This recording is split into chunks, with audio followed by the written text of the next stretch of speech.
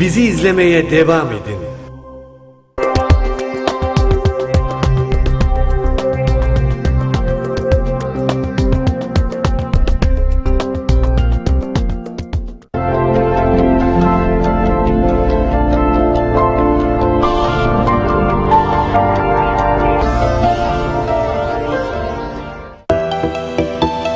Tanrıkulu Otomotiv, Kıyas Çimen ile Hayat Devam Ediyor programını sunar.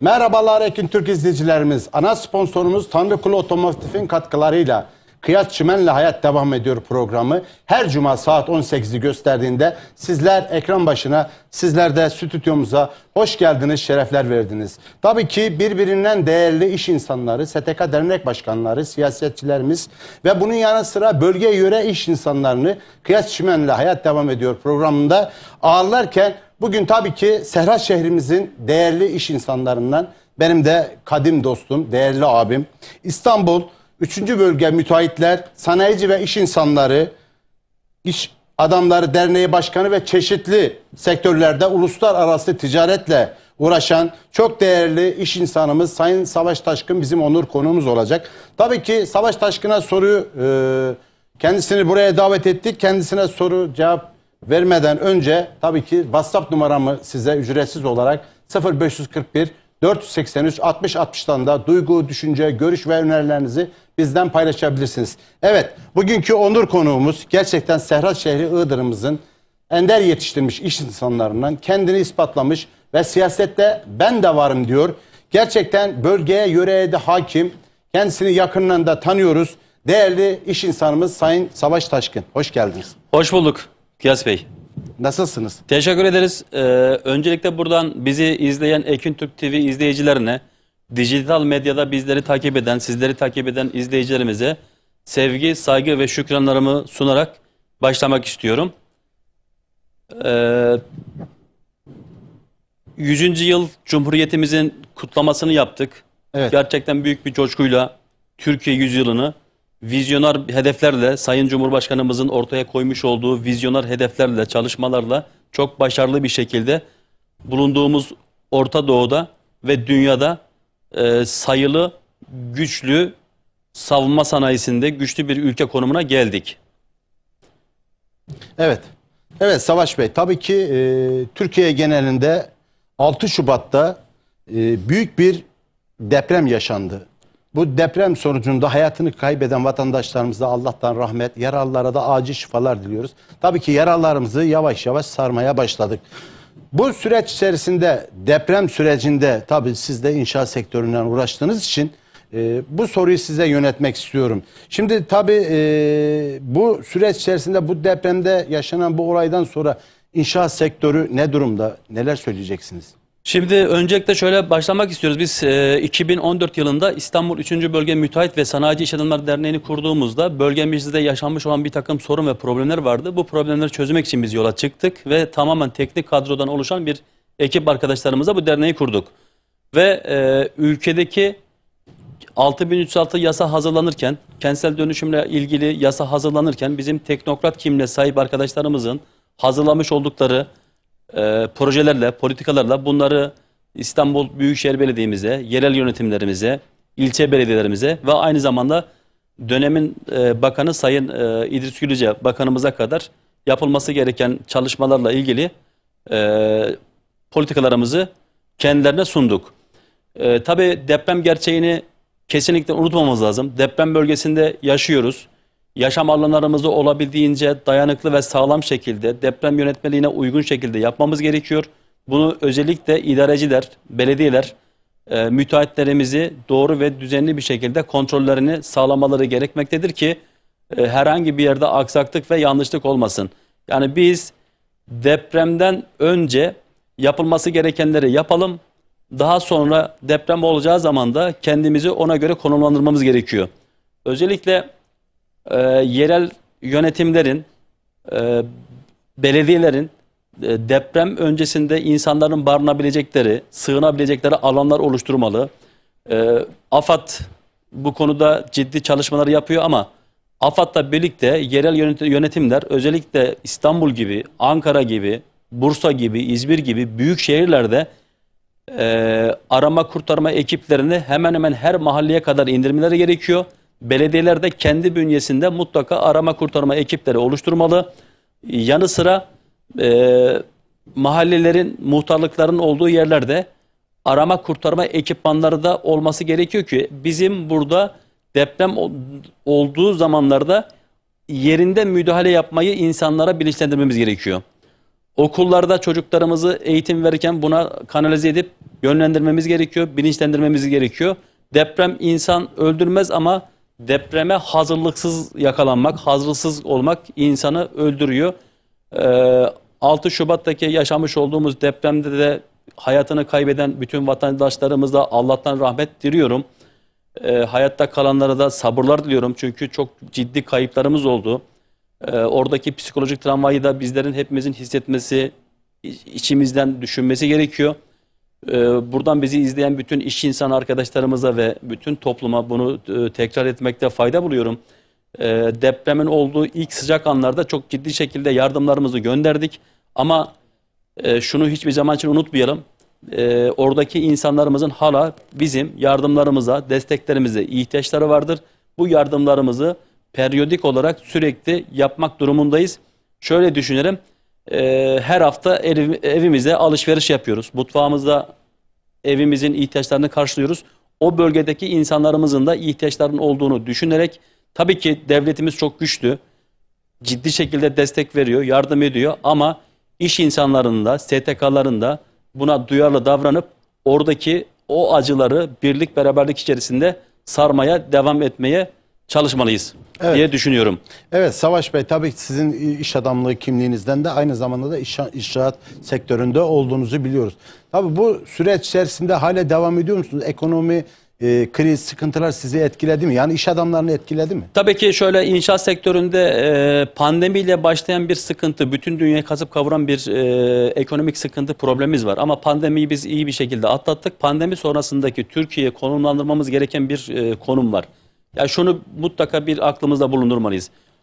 Allah'a bize öyle bir coğrafya nasip etmiş ki ecdatlarımızdan Allah razı olsun, onları da rahmetle anıyorum.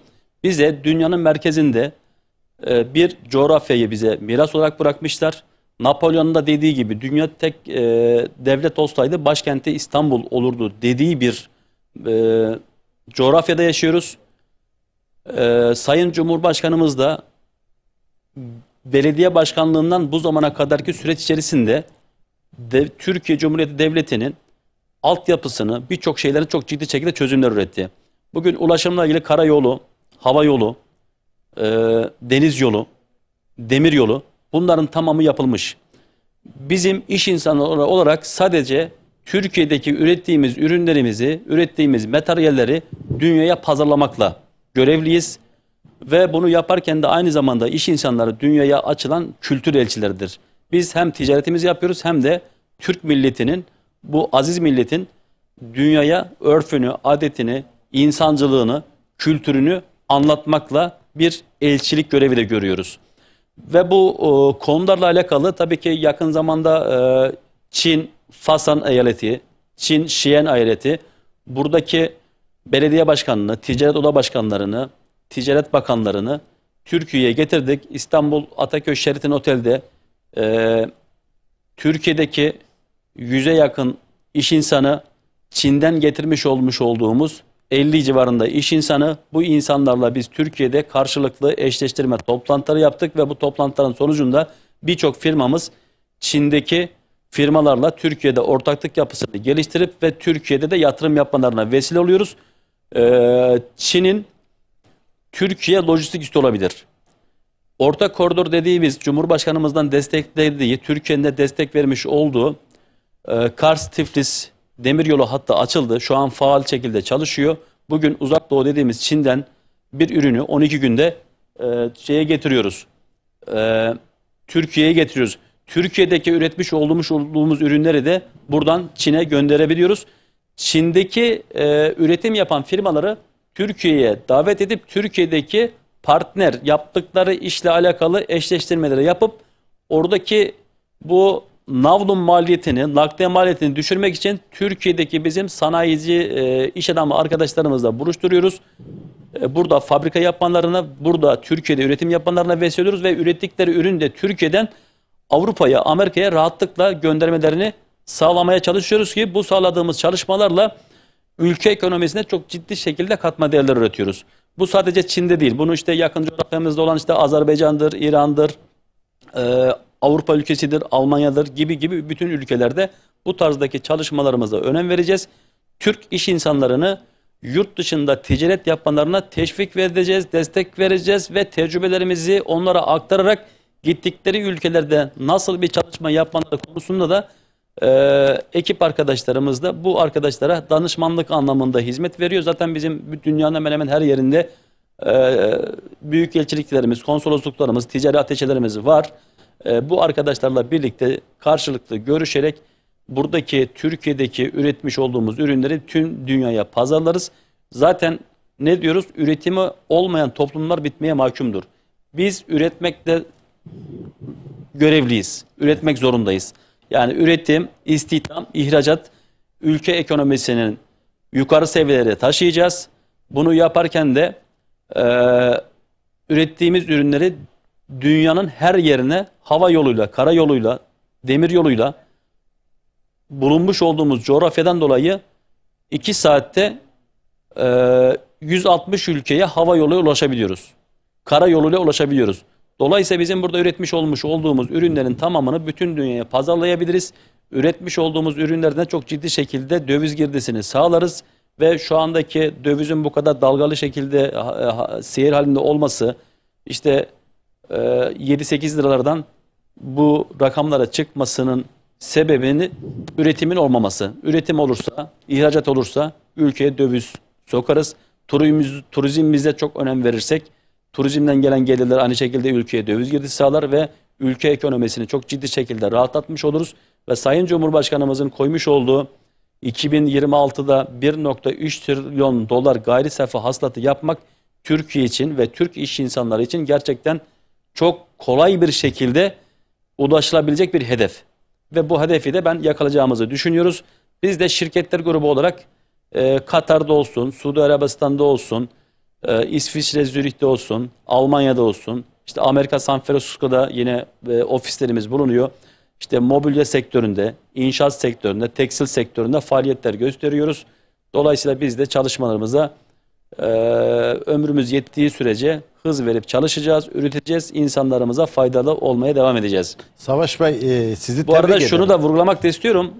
Biz Dubai Holding'le İSİAD Başkanı Cemal Bey'in daha önce ön bir protokol yapmış olduğu yaklaşık 50 bin metrekarelik bir alışveriş merkezinin yönetim organizasyonu bize teklif etti. Biz de tabii bu konudaki tecrübe ve deneyimlerimizi ortaya koyarak önümüzdeki günlerde Dubai'de 50 bin metrekare Dubai Holding'den kiralayacağımız alışveriş merkezinin açılışını hazırlayıp yapacağız ve bunu yaparken de tamamen %100 Türkiye'de üretim yapan her sektörde gıdasından tekstiline, inşaatına bütün sektörleri kapsayan, beyaz eşyasına kadar bütün sektörleri kapsayan mağazaların Türk markalarıyla oluşan İstanbul Bazar Shopping Center diye bir alışveriş merkezini de oraya açacağız. Bu da Dubai'de olması Arap coğrafyasındaki ülkelerin çok rahat şekilde ve Afrika'daki insanlar çok rahat şekilde oraya gelip alışveriş yapmaktadırlar ve orada hem toptan satışlar hem de parakende satışlarını yaparak ülke ekonomisine ciddi bir katma değer üretmiş olacaklar. Evet. Savaş Bey tebrik ederim. Gerçekten bir iş adamı kimliğinizden çalışkan, azimli ve hırslı gördüm sizi. Tabii biz seni yakından tanıyoruz. Ekran başında Ekin Türk izleyicilerimiz şöyle belki merak edebilirler. Şimdi Savaş Taşkın, iş insanlığı kimliğinizden hariç bir de uluslararası ticaretle uğraşıyorsunuz. Tabii bu süreç içerisinde uluslararası ticarette az önce siz de dile getirdiniz. İşte Çin, Katar, işte bunun yanı sıra birkaç ülkelerden de bahsettiniz. Şimdi ben o konuya da değineceğim. Tabii pandemi sonrası Türkiye'de ve de dünyada bir ekonomi sıkıntısı yaşandı. Bu sıkıntıyla alakalı tabii iş insanlarımız da bu süreçte zorlandılar. Bu iş insanlarıyla alakalı neler söylemek istersin? Şimdi Türkiye'deki iş insanlarımızın ufku açık olmalı. Yani Gazi Mustafa Kemal Atatürk'ün ortaya koymuş olduğu muasır medeniyetler seviyesine ulaşmak için bir çalışma sarf etmemiz lazım. Sayın Cumhurbaşkanımız göreve geldikten sonra zaten tüm dünyaya, Afrika ülkelerine, birçok dünyanın her yerine iş adamlarımızı alıp kendi ekibiyle birlikte götürüp oradaki iş insanlarla karşılaştırıp, tanıştırıp ve iş yapmalarına vesile oldu. Yani bu konuda çok çok ciddi çalışmalar ortaya koydu. Şimdi bizler de tabii her şeyi devletten beklemek doğru değil. İş insanlarımız, sivil toplum kuruluşları, ticaret odaları, bu tarz kurumlar da Türkiye'nin her ilinde ticaret yapan arkadaşlarımızı dünyaya pazarına açması gerekiyor. Yani biz 85 milyonluk bir ülkeyiz. Bizim yapmış olduğumuz gayri safi hasılatımız daha yeni. Cumhurbaşkanımız 1,3 trilyon dolar yaptı. Sadece Çin'de 12 milyonluk nüfusa sahip Fasan şehrinin yapmış olduğu gayri safi hasılat 1,5 trilyon dolar. Evet. Ve biz koskoca Türkiye'den bahsediyoruz. Türkiye'nin bu koymuş olduğumuz hedefleri çok hızlı ve ivedi şekilde yapabilecek genç, dinamik bir kadroya, ekibe, çalışan insanımıza, iş gücümüze sahibiz. Bizim sorunumuz üretmiş olduğumuz ürünlerin katma değeri yüksek. İhracat yaptığımızda katma değeri yüksek olan ürünleri üretip dünyaya pazarlayabilmemiz lazım. Biz bugün tekstil sektörüne baktığımız zaman genelde yabancı markalar ağırlıklı Türkiye'de kullanılıyor. Ama o markaların hemen hemen tamamının üretimi Türkiye'de, bizler üretiyoruz. Biz işin tamamen tabiri caizse hammallık kısmındayız. Yani marka değerini, kendi markamızı koyup dünyaya daha iyi rakamlarla satabiliriz. Ama biz üretim tarafındayız. Çok cüzi karlarla üretim yapıyoruz. Göndermiş olduğumuz ürünleri adam ülkesinde, Avrupa'da veya Amerika'da çok çok daha yüksek karlarla bunu satabiliyor. Biz hemen hemen her sektörde, gıdada, tekstilde, inşaatta, her sektörde dünya markası olmak durumundayız. Ve burada da özellikle gençlerimizi de yetiştirirken eğitimde lisans öğrenimine çok çok önem vermeliyiz. Yani dünya insanı olmak istiyorsak mutlaka birkaç dil bilmek zorundayız. Dünyada ticaret yapmak istiyorsak lisans çok önemli. Ve dolayısıyla biz buradaki çocuklarımızı eğitirken de yabancı dil öğrenmelerine önem vereceğiz. Ve bu insanları da artık 21. yüzyılda sadece üniversiteye yetmiyor. Üniversiteyi bitirmekle birlikte artı bir şeyler koymanız lazım. Yani bir İngilizce diliniz olduğu zaman, bir Almanca, bir Çince, farklı dilleri bildiğiniz zaman hayata artı bir şekilde başlıyorsunuz ve uluslararası arenada çok daha kabul görüyorsunuz. Ciddi şekilde de bir çalışmalar üretme şansını yakalamış oluyorsunuz. Evet. Tabii ki Savaş Bey, şimdi az önce siz geleceğimizin teminatı olan gençlerimizden bahsettiniz. Şimdi tabii ki bu sıkıntılı süreç içerisinde sıkıntılı ekonomi sıkıntısı çekilen dünya genel ve ülkemizde yaşanan bu sıkıntılarda, bu süreçlerde siz iş adamları olarak gençlere neler tavsiye edersiniz? Şimdi kesinlikle rahmetli Sakıp Ağa'nın bir sözünü söyleyeceğim. Çalışmak, çalışmak, çalışmak. Yani biz azimli şekilde çalışmak zorundayız. Yılmadan, bıkmadan, üşenmeden, pes etmeden yaptık, başarısız olduk. Tekrar yapacağız, tekrar yapacağız. Başarıya ulaşana kadar çalışacağız. Yani gençlere tavsiyem eğitim aldıklarında, okudukları üniversitede veya okudukları bölümlerde kendilerinin geliştirsinler. Yani sadece üniversite mezunu diploması olmak yetmiyor. Üniversite mezuniyetiyle birlikte yanına birçok dallarda ek şeyler yapmaları gerekiyor. Bu da en önemli, işte yabancı dil öğrenmeleri çok çok önemli ve hangi konuda iyi yatkınlarsa yatkın oldukları veya sevdikleri işin odaklansınlar ve o iş üzerinde de kendilerini geliştirsinler. Ve bu şekilde de bu gençlerimizin daha iyi noktalara geleceğini ben tahmin ediyorum. Ben Türk gençliğine güveniyorum. Türk insanına da sonsuz bir güvencim var. Biz yok olmakta olan bir Osmanlı bakiyesinden Gazi Mustafa Kemal Atatürk'ün önderliğinde o dönemdeki koşul ve koşullarda bir vatan topraklarımızı mücadele etmişiz, korumuşuz ki şu andaki 100. yıla geldiğimizde Türkiye Cumhuriyeti Devletimiz Sayın Cumhurbaşkanımız Recep Tayyip Erdoğan'ın liderliğinde, ben liderliğin sembolü diyorum Sayın Cumhurbaşkanımıza, bugün dünyadaki olacak olan bütün savaşlarda, bütün sıkıntılarda Sayın Cumhurbaşkanımızın bütün dünya gözünün içine bakmaktadır ki işte Ukrayna-Rusya savaşında arabuluculuk, işte tahıl koridorunun açılmasında çok büyük bir Türkiye olarak ve Cumhurbaşkanımızın liderliğinde öncülük yaptı. Bugün Filistin-İsrail savaşında da bütün dünyanın gözü Sayın Cumhurbaşkanımızın gözlerinde ki Dünya liderinde. dünya liderinin gözünlerine bakıyorlar. Ağzından çıkacak olan kelimelere ve şeylere bakıyorlar ki bu savaşı nasıl sonlandırırız, nasıl bitiririz? Çünkü biz ecdadımızın bize bırakmış olduğu miras gereği biz hiçbir zaman için dünyanın hiçbir yerinde sömürgecilik yapmamışız. Mecbur kalmadıkça savaşmamışız. Mazlumların dinine, mezhebine, inancına bakmadan bütün mazlumlara kucak açmış bir ecdadın torunlarıyız ve biz yine aynı misyonumuzu devam ediyoruz. Bütün dünya mazlumlarına olabildiğince yardım ediyoruz, destek veriyoruz. Ama tabii ki burada da şunu da vurgulamak istiyorum özellikle. İsrail artık aklını yitirmiş, devlet aklını yitirmiş, tamamen terör örgütü aklıyla yönetiliyor. Ve yapmış olduğu şu anda haksız bir savaş ve oradaki yaşlılar, çocuklar gereksiz yerlere hırçınca saldırısını şiddetle kınıyorum ve İsrail'de lanetliyorum. Filistin'de de bu süreç içerisinde şehit düşen insanlara Allah'tan rahmet diliyorum. Evet. Yaralılara da acil şifalar diliyorum ki biliyorsunuz ki biz Kudüs Osmanlı döneminde Kudüs'ü terk etmeyen Iğdırlı Hasan Onbaşı'nın torunlarıyız. Evet. Dolayısıyla biz oradaki Müslüman kardeşlerimize her zaman yanlarında olacağız. Her türlü anlamda destek de vereceğiz. Bunu da altını vurgulamak istedim. Bunun başka sormak istediğiniz bir şey varsa... Abi Savaş Bey, tabii ki bir iş adamı kimliğiyle uluslararası ticaret yapıyorsun sen sonuçta. Orta Doğu'da gerçekten büyük bir savaş var. Az önce siz de ifade ettiniz.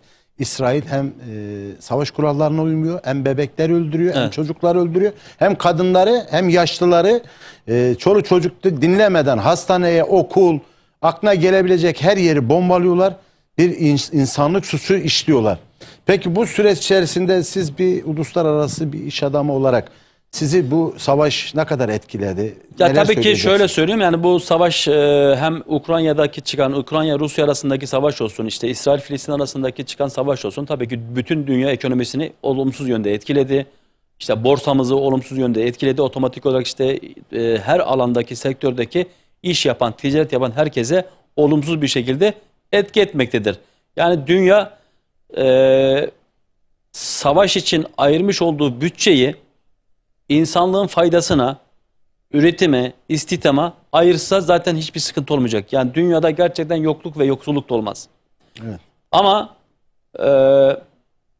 Siyonist akla sahip Yahudilerin, ki bütün Yahudiler de bu şekilde savaşı desteklemiyor ki İsrail'de bile Yahudi vatandaşlar, bu savaşa karşı çıkan insanlar var ama o Siyonist yapının yönetmiş olduğu kesim bütün dünyada savaş çıkartmakla meşgul ve bu dünyadaki gelirleri bu insanı öldürmek için harcıyorlar. Aslında buraya ayrılan bütçeyi demin de vurguladığım gibi insan hayatının refah düzeyini arttırmak için kullanılsa dünyada yoksulluk da olmaz, fakirlik de olmaz ve Allah yaratırken bütün insanlara fazlasıyla yetebilecek bütün rızıkları vermiş, insanlığın emrine sunmuş. Ama biz insanlar yüzünden maalesef böyle sıkıntı ve problemler yaşıyoruz. Tabii ki uluslararası görüşme yaptığımız yabancı ülkelerdeki insanlar da hani bu tarz savaşların olmasına milletler olarak karşılar. Ama tabii dünyada belli başlı bir grup var. Silah satması gerekiyor. İnsanların öldürülmesi gerekiyor. Zulüm yapmaları gerekiyor. Bu tamamen yanlış bir olgu. Bunu tersine çevirmek durumundayız. Tabii ki burada bizim Türkiye Cumhuriyeti Devleti dünyada gerçekten bu konuda çok önemli bir misyon yüklenmiş durumda. Bizim binlerce yıllık bir tarihe sahibiz. Selçuklu'dan geliyoruz. Osmanlı'dan sonra Türkiye Cumhuriyeti Devleti'nin devamı ve 100. yılımızı kutladık ve 100. yılda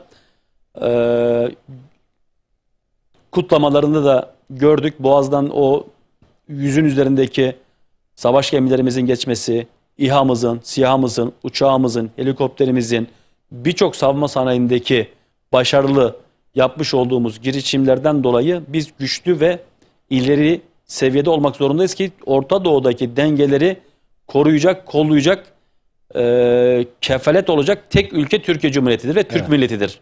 Çünkü bizim geçmişimizde sömürgecilik yok, bizim geçmişimizde zulüm yok. Mazlumun zulme uğrayan hep yanında olmuşuz. Evet. Tarihin bize yüklemiş olduğu bir misyon ve bu misyonda Sayın Cumhurbaşkanımız çok başarılı bir şekilde yerine getirmektedir. Evet.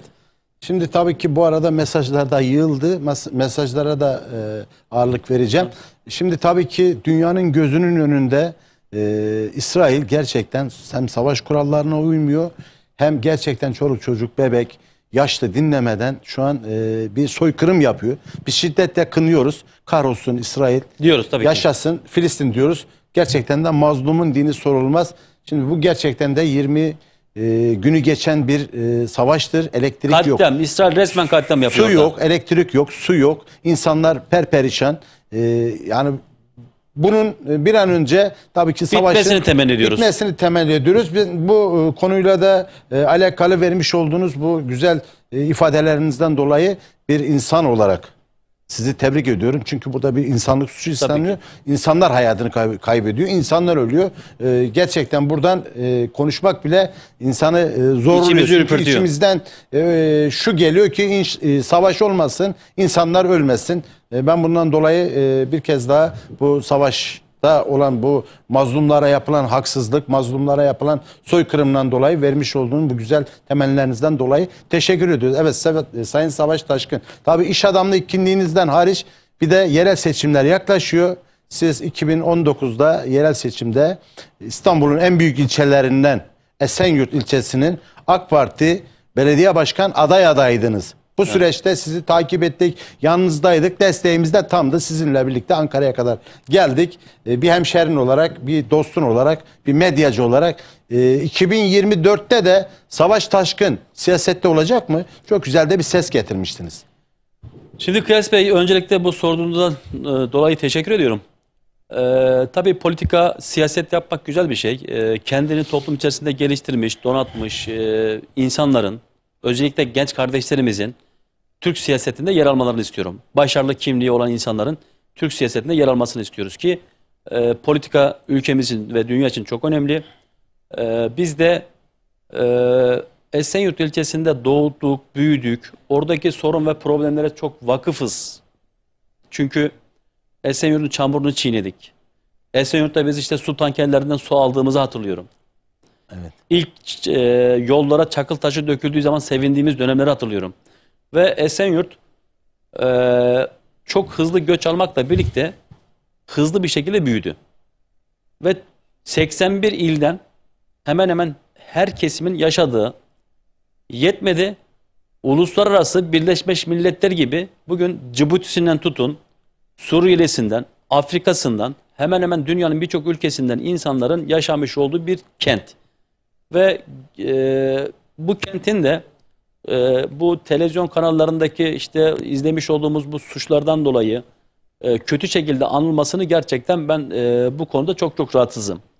Esenyurt'un vizyonunu, çehresini değiştirebilecek bilgiye, birikime, eğitime, donanıma sahip bir insanım. Uluslararası ilişkilerimizden dolayı olsun, almış olmuş olduğumuz eğitimden dolayı artı bölgeye vakıf olmamızdan kaynaklı doğmuş olduğum, yetişmiş olduğum Esenyurt'ta bir vefa borcu olduğumu düşünüyorum. Ve burada da çeşitli STK başkanlarımız olsun, muhtarlarımız olsun, işte toplumdaki kanaat önderlerimizin teveccühünden, yoğun bir ilgisinden dolayı bu dönemde nasip olursa aday adaylığı başvurusunu yapacağız.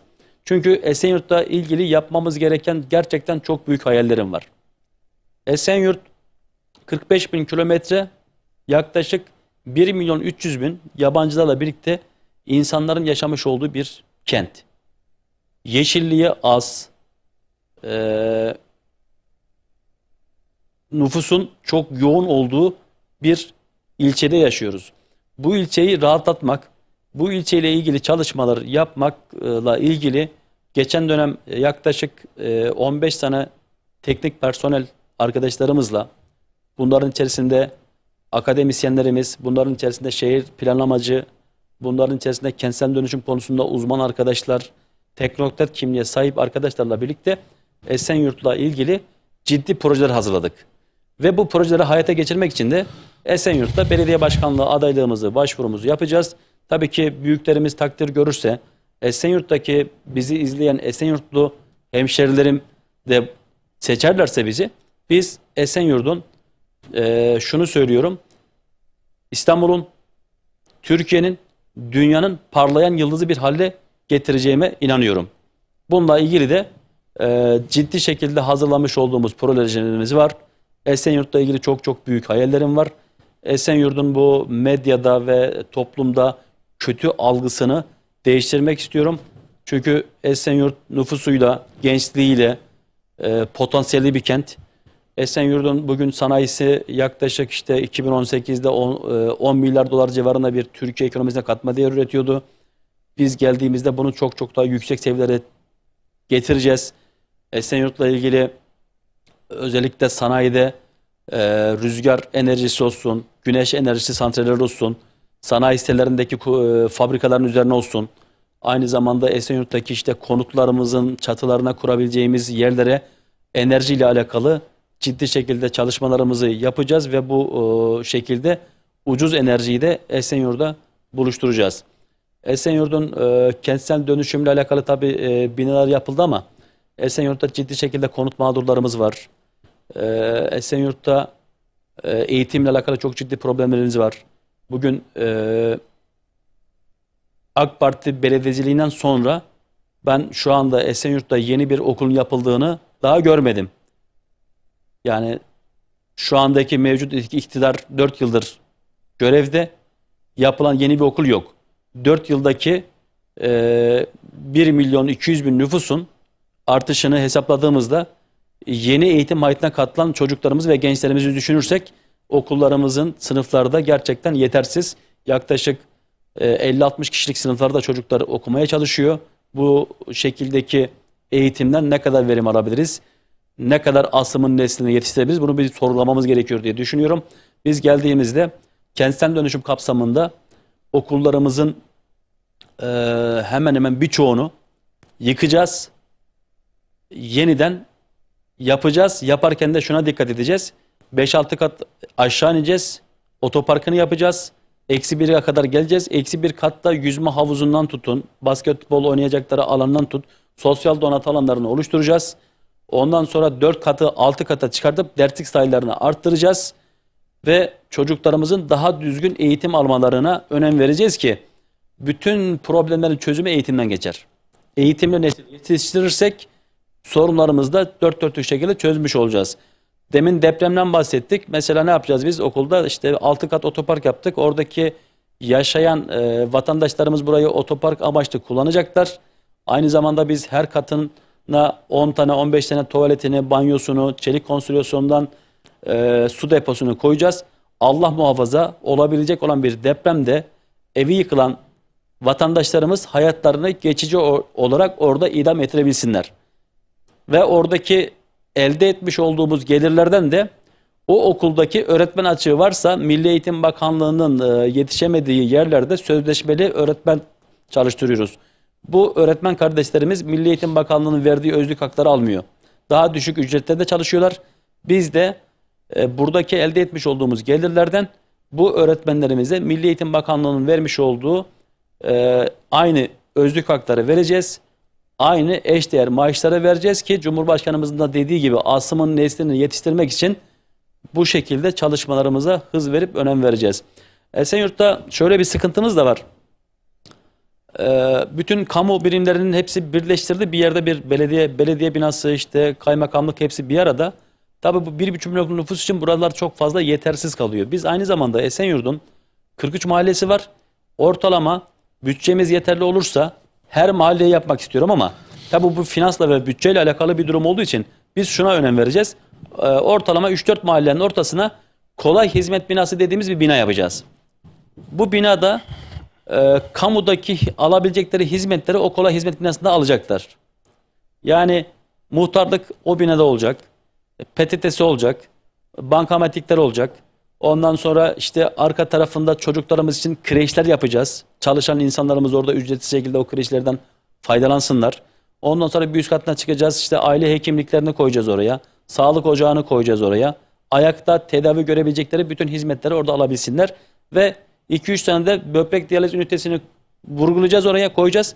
Bu tarzdaki rahatsız olan insanlar da burada ciddi şekilde tedavilerini görsünler. Bu üst kata da etüt merkezlerini koyacağız. Çocuklarımız orada etüt merkezinde eğitim alsınlar. Kütüphanesi, tiyatrosu, yani tamamen bütün sosyal bir yaşamın olacağı bir alan oluşturup her mahalleye yapamasak bile 3-4 mahallenin ortasında bu şekilde kolay hizmet kamu binasını oralara koyacağız. Bugün geliyoruz, Esenyurt'ta sağlıkla ilgili çok ciddi sıkıntı var. Esenyurt'un ciddi bir eğitim araştırma hastanesine ihtiyacı var. Çünkü Esenyurt'taki insanlar sağa sola başka yerlere gitmek durumundalar. Devlet hastanemiz var ama yetersiz. Yeterli değil. Yeterli değil. Bir araştırma hastanesi kadar büyük bir Eğitim hastane araştırma değil. hastanesi olacak. Esenyurt insanı orada yerinde bütün tedavilerini, ameliyatını, bütün hastalık tedavilerini görebilsinler. Esenyurt 1,5 milyonluk bir nüfus. Geliyoruz, neye ihtiyacımız var? Adalet Sarayı'na ihtiyacımız var. Bugün Esenyurt'taki insanlarımızın hukuksal olarak bir davaları olduğu zaman farklı farklı ilçelere gitmek durumundalar. Ama biz Esenyurt'ta Adalet Sarayı'nı yapacağız. Bütün hukuk hizmetlerinin verildiği Adalet Bakanlığı'yla koordineli şekilde bunu da Esenyurt'ta kazandıracağız. Esenyurt'ta kaplıcamız var mesela. Bunu çok fazla kimse bilmiyor. Biz kaplıcalarımızı değerlendireceğiz. Esenyurt'un belli başlı bölgelerine dünyada tarihi değeri olan binalardan, işte örnek vereceğim, Taç Mahal gibi, Kremlin Palas gibi buna benzer görselliklerle oteller yapacağız. Sağlık turizminden insanlarımız faydalansın ve uluslararası arenadan da buralara sağlık turizminden faydalanmaları için insanlar getireceğiz. Ve bu ne olacak? Otomatik olarak ekonomimize de bir ciddi katma değer üretecek. Evet. Yani bizim anlattığım gibi Esenyurt'ta hayallerimiz büyük, hedeflerimiz büyük. Esenyurt'un gençliğine ben güveniyorum. Esenyurt bu kötü yönetimi hak etmiyor. Esenyurt çok çok daha iyi şekilde yönetilebilir. Esenyurt'taki sorun ve problemlerin tamamına A'dan Z'ye vakıfız. Ben özetle şöyle söylüyorum. Belediyecilik, çöp toplamak, kaldırım söküp yapmak, asfalt yapmaktan ibaret değil. 21. yüzyılda insanların ihtiyaçları değişti. Anne karnından başlayıp çocuk anne karnından doğdu, emeklemeye başladı, yürümeye başladı, eğitim hayatı, iş hayatı, yaşlanıyor. Mezara kadar ki olan her alanda, her anlamda, her konuda bu insanların hayatlarını kolaylaştıracak, yaşam refah düzeyini yükseltecek çalışmalar ortaya koymak lazım. Bizim sloganımız şu, biz diyoruz ki yeni nesil vizyoner belediyelik anlayışıyla biz sahaya ineceğiz. Sayın Cumhurbaşkanımız Türkiye yüzyılını açıkladı. Yani Türkiye yüzyılındaki koymuş olduğu hedefler inanılmaz muazzam derecede bir hedefler. Biz de yeni yüzyılda Esenyurt'un yüzyılı diyeceğiz biz. Esenyurt'un çehresini, vizyonunu değiştireceğiz. Esenyurt kaplıcasıyla, Esenyurt sanayisiyle, Esenyurt ticaretiyle, Esenyurt kaplıcasıyla, Esenyurt insanların kültürüyle, sanatıyla, sporuyla, bunlarla anılacak bir kent haline getireceğiz. Çünkü Esenyurt'ta o kadar çok ciddi gençlerimiz var ki, bugün Esenyurt'ta spor kulübümüz var. Gelirsek, Allah nasip ederse, böyle bir şey nasip olursa bize, Esenyurt Spor Kulübü'nü Süper Lig'e çalışmak için çalışmalar yapacağız. Esenyurt'ta her mahalleye amatör kulüpler kuracağız. Çünkü uyuşturucu inanılmaz derecede Esenyurt'ta yaygın hale gelmiş. Biz bu uyuşturucudan bu gençleri kopartmamız lazım, engellememiz lazım. Bunu yapabilmek için ne yapmak lazım? Gençlerimizi kültüre, sanata, eğitime, spora, sporun her dalına önem verip, teşvik verip, ödüllendirip bu çocuklarımızı bu alanlarda değerlendirmemiz gerekiyor. Evet. Yani Zamanımız ne kadar Evet, kaldı yavaş bilmiyorum. yavaş da programımızın Bilmiyorum sonuna ama doğru geldik Savaş Bey. Birkaç tane de mesaj gelmiş. Onları okuduktan sonra toparlayalım. tabii kısaca toparlamamızı kısaca, yapalım. evet. Sorduğunuz sorulara çok çok teşekkür ediyorum. Birçok konulara değindik işte. Evet. Ekonomiyle alakalı konuştuk, siyasetle alakalı konuştuk, işte uluslararası ticaretle alakalı konulara değindik. Siyasetle alakalı belediye başkanlığı ile ilgili bir sorunuz oldu. Tabii ki toplumumuz, insanlarımız teveccüh gösterirse, kıymetli siyasi büyüklerimiz de onay verirse ben ilçeme, ülkeme hizmet etmek istiyorum. Tabii hizmet etmek için illa bir yerde bir belediye başkanı olmamıza gerek yok. Biz iş insanı kimliğimizle, sivil toplum kurulu şu başkanlığımızla birçok konularda öncülük yapıyoruz, çalışıyoruz. Üretime, istihdama önem veriyoruz. Dolayısıyla belediye başkanı da olursak biz belediyeyi bir holding yönetir gibi yöneteceğiz. Esenyurt'u buradan alacağız, zirveye çıkartacağız. Türkiye'de, dünyada tanınan bir ilçe haline getireceğiz. Evet. Uluslararası ilişkilerimizden dolayı da Esenyurt'u birçok ülkeyle, demin anlattım, Çin, Fasan, Çin, Şiyen kentiyle, işte Rusya, Moskova'yla veya İsviçre, Zürih'le, Amerika, San Francisco'da işte kendi şirket ve ofislerimizin olan ülkelerdeki kentlerle Esenyurt'u kardeş şehir yapacağız. Bu kardeş şehirde de Esenyurt'ta gençlerimizi oraya göndereceğiz. Oradaki gençleri buraya getireceğiz. 23 Nisanlarda özellikle çocuklarımızı getirip götüreceğiz. Ve burada karşılıklı bir kültür alışverişi olacak. Ve bu hem turizme, hem ülke ekonomisine, hem iş dünyasına katma değer üretecek çalışmalar olacak. Sayın Başkanım, programımızın sonuna doğru geldik. Son olarak toparlarsak, ekran başında bizi seyreden sevgili izleyicilerimize, tabii ki yurt dışından da seyrediliyoruz. Azerbaycan'dan, Almanya, Hollanda, Belçika'dan, tabii Türkiye'nin her yerinden bizi seyreden tüm Ekin Türk izleyicilerine canı gönülden teşekkür ediyoruz. Son olarak toparlarsak, veda konuşmanızı da yapın. Ben de veda konuşmamı yaptıktan sonra programımızı noktalayalım. Tamam.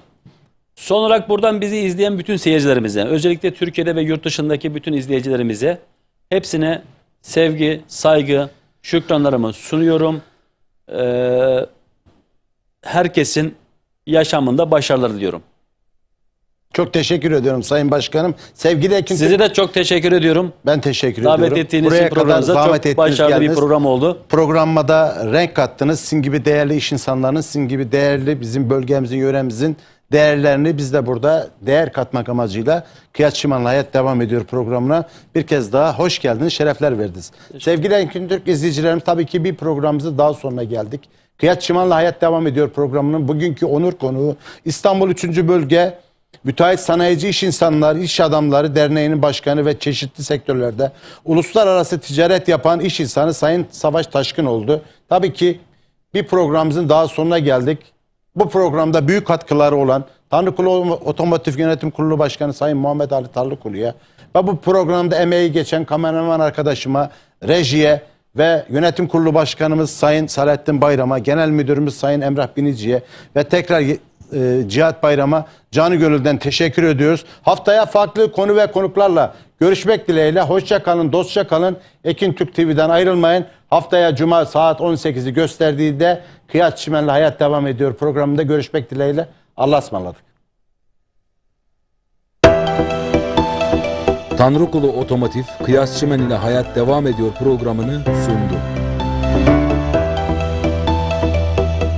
Radyo 2